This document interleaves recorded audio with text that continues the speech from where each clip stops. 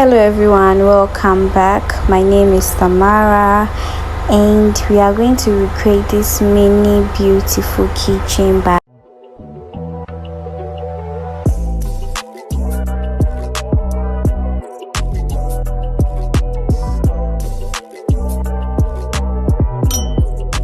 Okay, so before we begin, let's look at the materials we'll be using. First of all, we have fishing line. We are going to be using 0.6 fishing line, and we have a paper solid tape. This is optional. I'm just going to use it to protect my hand from damages. We have scissors, we have beads, which is called a sugar bead, and we are going to be needing a keychain as well. You are going to cut your fishing line into any favorable length that you are okay to work with. Before we start weaving, I want you to understand something important. In beading, pattern understanding is very important. If you understand the arrangement, you can create different designs easily.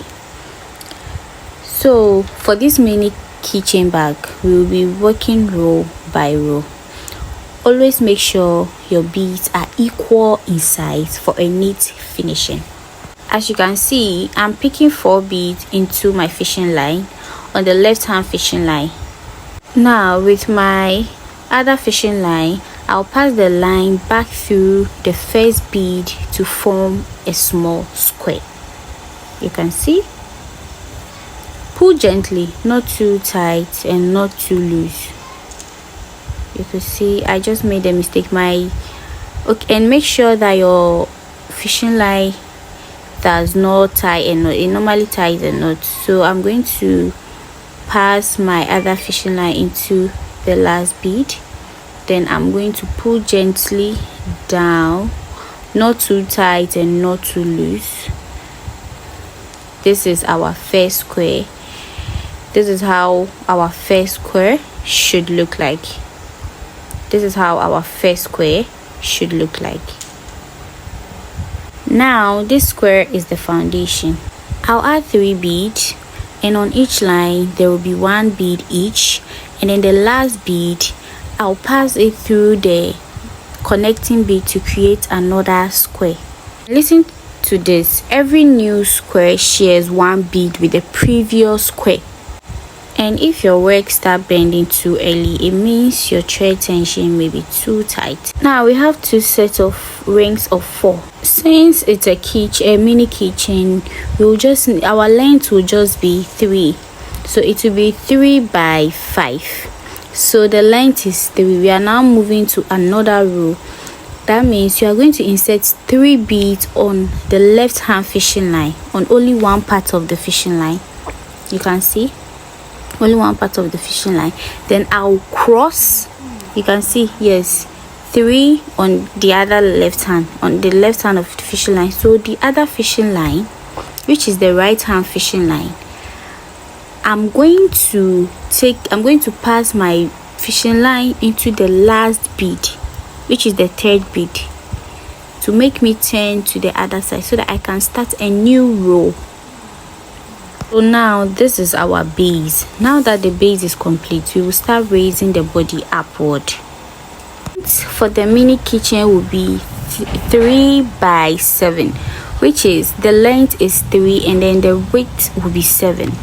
So if you are following me right, you could check that you have fishing line facing upward and the other one facing downward.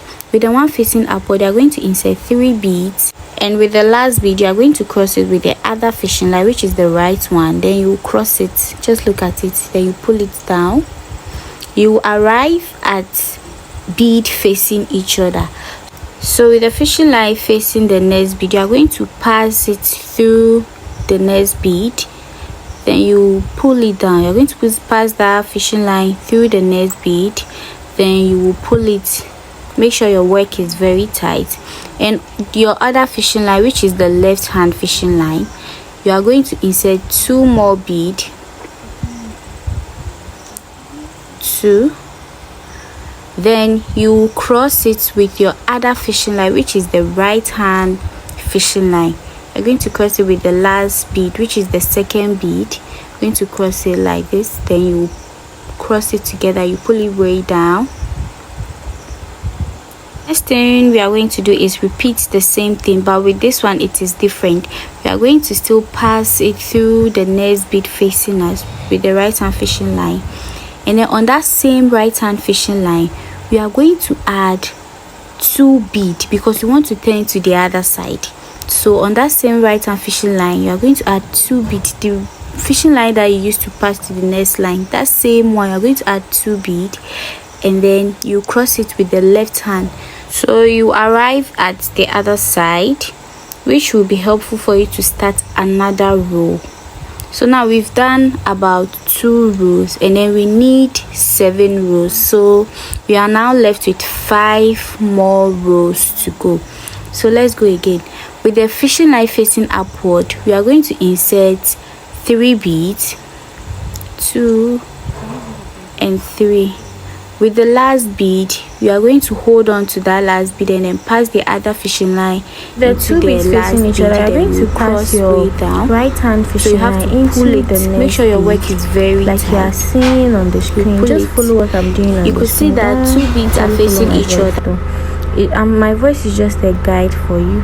So on your left hand fishing line, you are going to pick 2 beads and 2, and then on the second bead you are going to pass your right hand fishing line into the second bead, and then you cross. Now we are just left with 1 bead at the front, so we are going to pass our right hand fishing line into that last bead, and then on that same right hand fishing line, since we want to turn to the other side, we are going to pass 2 bead on that same line. We are going to pass 2 bead on that same line, and then we are going to cross with the last bead. Just look at it. I'm going to cross to the last bead again. I'm going to cross to the last bead like this. Good. So now we have arrived at a new row. What we are going to do now is we continue the same process until we get our desired length, which is 7. So now we've done about 3 rows, so we have 4 rows left. And mind you can increase the size if you want a bigger bag, but this is a mini keychain bag. So let's continue. Since we are making another row, always remember that the fishing line facing upwards is what we are going to insert our 3 beads in. So we are going to insert 3 beads on our right, on our upper fishing line, the one facing upwards. Then we cross it with the other fishing line, which is the left hand fishing line. Then we will pass it way down, just like this. Then on our left hand fishing line, it can be your right hand, but my own is my left hand. So on my left hand fishing line, I'm going to pass it through the next bead facing each other. You can see that there are 2 beads facing each other. On the other side of the bead, I'm going to add, which is the right hand fishing line, I'm going to add 2 beads. I'm going to insert 2 beads into that right hand fishing line, and then I'm going to pass the other fishing line through the last bead, into the last bead, which is the second bead. Then I'll cross it. So we are now left with 1 fishing line, which is the last one. On that same fishing line that I used to pass the last bead, I'm going to add 2 beads. I'm going to pass 2 beads, and then pass my left hand fishing line to cross with the other bead, which is the last bead. When your fishing line becomes short, don't worry, you can easily add a new thread without spoiling your work. This is how you are going to be doing it. Pass the remaining thread through a few nearby beads, then make a small hidden knot between the beads. You see, just look at what I'm doing on the screen. You see how I'm passing the beads, the nearby beads around, so the other fishing line will meet each other, so that it can help you to tie a knot. Just look at what I'm doing. Just follow it. So once you are done, just pass through. After tying your knot again, you just have to pass through another bead and make 1 more knot for extra security, or if you like, there is no need for you to make any knot. Once you've made that first knot, there's no need for you to make an extra knot. If you feel like your work is too loose, that's when you are going to make an extra knot again. But if you make that first knot, all you have to do is pass through other beads as well, like randomly, no accordingly, just round like anyhow you want to, just be passing it so that you secure your work. You can see that after tying my own knot, I didn't make an extra after making that first knot, I didn't make an extra knot again. I was just passing my fishing line through the mats that I've already done, not accordingly. It's just randomly. If I see this one, then I'll cross it with it. Like I'll just pass my fishing line through it so that I will secure my bag. This process really helps a lot. This is the most important part that really holds the bag. So if this part of your own bag is poor, then consider your bag loose. Like your bag is going to be loose. So let me give you one tip. Once you are reinforcing the work like this, make sure that you are tightening it. If you pass through one bead, you tight your thread. Once you are done, the excess thread, you just cut them. This is how you are going to pass a new thread as well. You are going to cut your fishing line, a fresh fishing line, and then make sure it's long enough to work comfortable, but not too long to avoid tangling. I'm going to add my fishing line, pass it through the next bead where I ended before tying my knot, before my fishing line got finished. So this is how I'm going to do. I'm just going to pass it through the next bead like the way we used to do.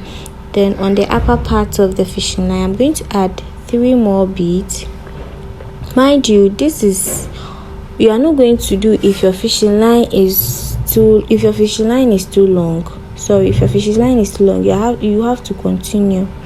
You are not going to cut it like the way I cut it. No, my own fishing line got finished. That's why I had to bring another fishing line. But if your fishing line is too long, you have to continue beading.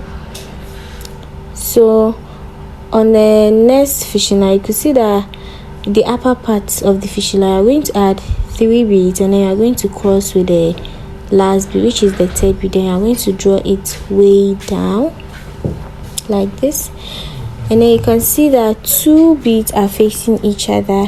Then you're going to pass your cord through the next fishing line, the next bead, then on your right hand fishing line, you're going to add 2 more beads, 1, 2. Then on the last bead, still holding the last bead, you are going to pass your left hand fishing line into that last bead. Then you will cross it, you push it way down, just like how you're seeing it. Good. Then we are now left with just 1 bead. This is our last final mat to do. So we are going to pass our right hand fishing line into the last bead, and on that same right hand fishing line, I'm going to add 2 beads, and then we cross to with the other fishing line, just like that. Now the body of the bag is ready. Like I said, we are making just 7 rows for the bag, for the body, and then for the whole bag, for the whole mini bag, we are just making 7 rows. So if your own is more than 7, you should know that you are wrong. You have to make your rows up to 7. So now what I'm doing here on the screen is I'm just passing my fishing line through this. I'm not going to tie any knots because I've already tied any knots on the previous one. So I'm just going to pass my fishing line through. I'm just reinforcing my work. I'm just passing my fishing line through. Once both fishing lines are small, I'll just cut them. You can still prefer to use the old method, which is you tying the knot. After tying the knot, you just pass your fishing line through your already made beads, then you reinforce your work. Or you can still pass it through without tying any knots through previous beads, like the way I am doing now. So I've shown you about 2 types of how to get a proper finishing. So you can choose one, the one that is suitable for you, then you just choose it to work with it. So I'm going to skip this part, then we go to the next part. So see you there. Here we are now. We've done the most important part. So if you are able to do this, you are doing very, very well. I'm so proud of you. Like I said, our rows will be 7. So you can see me counting whether my rows is up to 7. If your own is more than 7, just know that you've made a mistake. So you have to go back and watch the video again. So now I want to determine the side of the bag.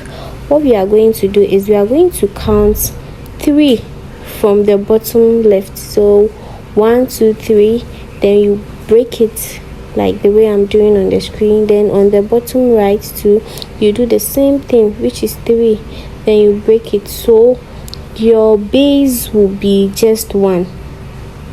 You see that our middle base is just going to be 1. You see. So now, since we've determined the body and then the shape of our bag, what we are going to do next is we are going to cover the side of our bag, our mini bag. So what we are going to do is we are going to pass our fishing line into that 3 bead. You could see that if you turn your bag, you can see the side. There are 3 beads facing there. You're going to pass your fishing line through all those 3 beads. Make sure after passing it, make sure that all your fishing lines is of the same size. You can see me passing it. Then you drag it up to ensure that both of your fishing line is equal. Then you're going to pass just 1 bead on any side of the fishing line you are comfortable with. Then after passing it, you pass the next fishing line into the last bead again. Then you cross it.